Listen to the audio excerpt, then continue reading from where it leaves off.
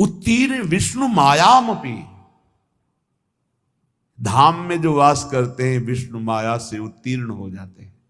आनी है, ये आनी है, धाम की मर्यादा है, ये महिमा है। यहां जो वास करते हैं भगवान की माया से मुक्त हो जाते हैं। धाम का प्रभाव, यहां की रज का प्रभाव। एक बार सत्संग में सुनाया था, एक बहुत बड़े ज्योतिषाचार्य अपने मित्र के साथ श्रीधाम वृंदावन की भूमि में प्रवेश किए। उनके मित्र कहते थे कोई चमत्कार दिखाओ अपनी ज्योतिष का, आप तो बड़े भारी ज्योतिषाचार्य हैं। अचानक एक आदमी के ऊपर दृष्टि पड़ी, वो थैला लिए यात्रा में आया था, धाम यात्रा। समय से गणित लगाया, कोई परिचय नहीं, बस समय से, और कहा इसकी कल मृत्यु होगी और इसके कर्मानुसार इसको अधोगति प्राप्त होगी, प्रेत योनि को जाएगा। कल 12 बजे इसकी मृत्यु होगी, इसको सांड मारेगा, बैल मारेगा और मर जाएगा। तो उनका कल तक इस आदमी का पीछा करूंगा, जहां ये रोकेगा आसपास रुकूंगा, जहां चलेगा चलूंगा, देखूंगा तुम्हारी ज्योतिष सत्य है कि नहीं। तो उनका परम सत्य है, तुम देख लेना कल 12 बजे मारा जाएगा। ठीक उनका अनुसरण किया। वो बाहर से आए हुए यात्री थे। ठीक 12 बजे एक सांड जिसके बगल से वो निकले, एक मिट्टी के पिंड में खूब ऐसे खेल करके आया था, तो सींगों पे उसके रज लगी थी। काल स्वरूप एकदम हुआ, दौड़ा, ऐसे मारा, पूरा पेट में ऐसे सींग घुस गई, उठा लिया, पटक दिया, चल दिया। अब वो आश्चर्यचकित ज्योतिषाचार्य, भजनानंदी, गायत्री अनुष्ठान करने वाला, पवित्र दृष्टि वाला, धाम की कृपा से उसने देखा कि वो दिव्य तेजोमय होकर के वो भगवत स्वरूप में विलीन हुआ। वो बड़ा आश्चर्यचकित, दोनों जो उनका मित्र था उसने कहा तो बड़ी खुशी की बात, आपने जो जो बात कही वो बात हो गई। बोले तुम प्रकट बात देख रहे हो, मैं उसे नहीं देख रहा, मैं ये देख रहा हूं कि इसकी दुर्गति होनी थी और ये तेजोमय होकर के कैसे विलीन हुआ।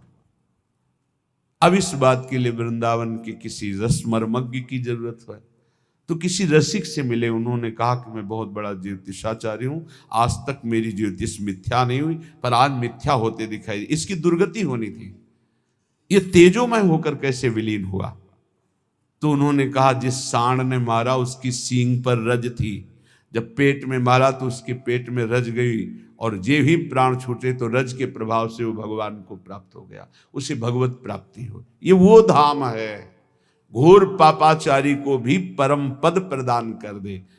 उत्तीर्ण विष्णु मायामपि, भगवान की माया से मुक्त होने के लिए सहज करुणा बरस रही। अगर भगवान ने माया का खेल रखा है तो उससे मुक्त होने के स्थान भी बना दिए। मोक्ष चाहिए तो जाओ काशी में, मरने के लिए टिक जाओ कि मृत्यु पर्यंत आमरण काशी वास करूंगा, पक्का मोक्ष हो जाएगा, इसमें कोई संशय नहीं। भगवान मच्छर को भी मोक्ष पद प्रदान करते हैं, भगवान शिव वहां मच्छर को भी। एक बार एक सिद्ध महापुरुष के पास कुछ लोग चल रहे थे काशी में, तो गटर में देखा कीड़े बिल, तो कहा गुरुदेव क्या इनको भी मोक्ष प्राप्त होता है? ये भी तो काशी में है। मान लो अपने लोग वेदांत पढ़ रहे हैं, साधना कर रहे हैं, मोक्ष प्राप्त हो जाए वो तो, लेकिन क्या इनको भी प्राप्त होता है? कहते काशी में सबको प्राप्त होता है। तो उन्होंने स्पर्श किया और कहा आप देख।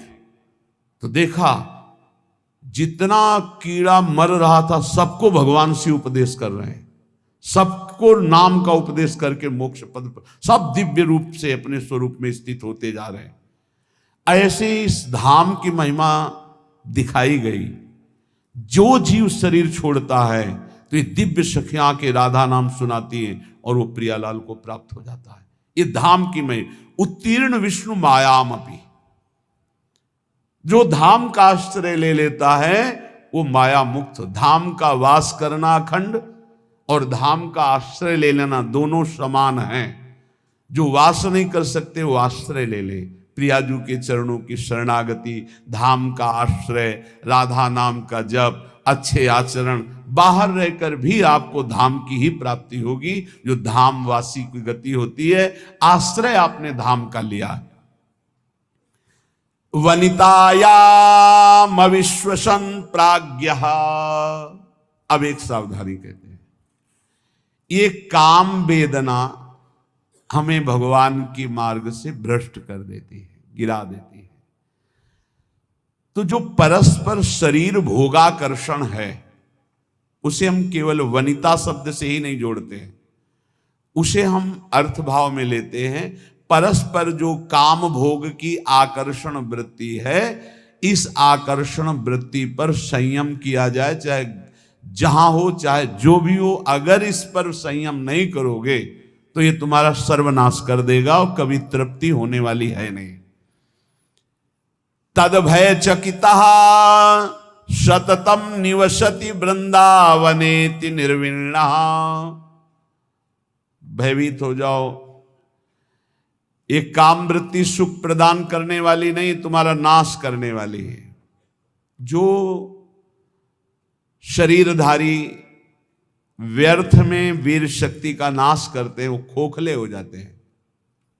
दिमाग काम नहीं करता, शरीर काम नहीं करता, सोच मंद पड़ जाती है, जठराग्नि मंद पड़ जाती है, उत्साह मंद पड़ जाता, बहुत तरह की हानि है। मत मानो किसी की भी बात जो वीर नाश के लिए सपोर्ट करते हैं, वो मलिन बुद्धि है। कोई ब्रह्म ऋषि बोल रहा हो हमें बताना, कोई शास्त्रज्ञ बोल रहा हो हमें बताना, जिसको शास्त्रों का प्रमाण हो और प्रमाणित करके हमें बोले। डॉक्टर पार्थिव शरीर के केवल ज्ञाता हैं, तो चीर फाड़ करना, रोगों की निवृत्ति करना, इस बात पे बोलो, हम आपको भगवान की तरह प्रणाम करके मानते हैं। लेकिन आप शास्त्र आज्ञा का उल्लंघन करके मनमानी बोलोगे तो तुम्हारी बात मानने वाली नहीं। शरीर संबंधी रोग निवृत्ति के लिए ऑपरेशन करना, हड्डियों को जोड़ना, रोगों की जानकारी करके उसे निरोग करना, हम प्रणाम करते हैं आपको। आप भगवान के स्वरूप हो, आप भगवान के अंश हो, आप जीवों की दुख निवृत्ति के उपाय बताते हो, धन्यवाद। लेकिन आप गर्भपात के लिए सपोर्ट करते हैं, आप भ्रूण हत्या, गर्भ हत्या कराते हैं कि ये बच्चा ठीक नहीं है, आप ब्रह्मचर्य नाश का सपोर्ट करते हैं। ये आपके लिए बहुत गलत है, क्योंकि आप जगत मंगल के लिए डॉक्टरी सीखे हैं, जगत अमंगल के लिए नहीं। ये अमंगल करने वाली चेष्टाओं को आप थोड़ा संयम में रखें अपनी बुद्धि को। आप तस्मात् शास्त्रम, शास्त्रों का स्वाध्याय कीजिए। वेदो नित्यम अधीयताम संगा सत्सु विधीयताम। वेदों का नित्य स्वाध्याय करो, महापुरुषों का संग करो, फिर देखो तुम्हारी वाणी पवित्र हो जाएगी, फिर तुम वही बोलोगे जिससे जगत मंगल होगा। ये जो ब्रह्मचर्य नाश करते हैं, व्यर्थ में बहुत पछताना पड़ेगा, जीवन मृत्यु तुल्य हो जाता है। इतनी आसक्ति प्रबल हो जाती है कि बड़े बड़े ज्ञानियों को भी माथे पे हाथ रख के सोचना पड़ता है, मैंने आसक्ति क्यों की। ये माया का ऐसा प्रचंड स्वरूप है। ज्ञानी नाम अपि चेतांसि देवी भगवती ही सा बलादा कृष्ण मोहाय महामाया प्रचति। हंसते हंसते खेल खेल में ऐसी आसक्ति हो जाती है कि प्राण त्यागना सहज लगता है, लेकिन काम भोग का त्यागना कठिन हो जाता है। आप विचार करके देख लीजिएगा, आज उसी आसक्ति ने आपको भगवान से विमुख करके बहुत दूर रखा है, और ऐसा लग रहा है कि भजन, ये अध्यात्म मेरे से नहीं होने वाला। आप भगवान के अंश होकर भी भगवान की प्राप्ति के लिए उत्साह खो दिए, नहीं हो पाएगा मेरे से। तद भय चकिता सततम, भयभीत हो जाओ इस काम भाव से, आश्चर्यचकित हो जाओ कि तुझ ज्ञान स्वरूप को कैसे फंसा लिया इस भगवान की काम भोग जनित मायावृत्ति ने। तो तू निरंतर राधा नाम जप कर और सत्संग सुन। मन तो चंचल सवन को सबका मन सबसे अधिक चंचल है।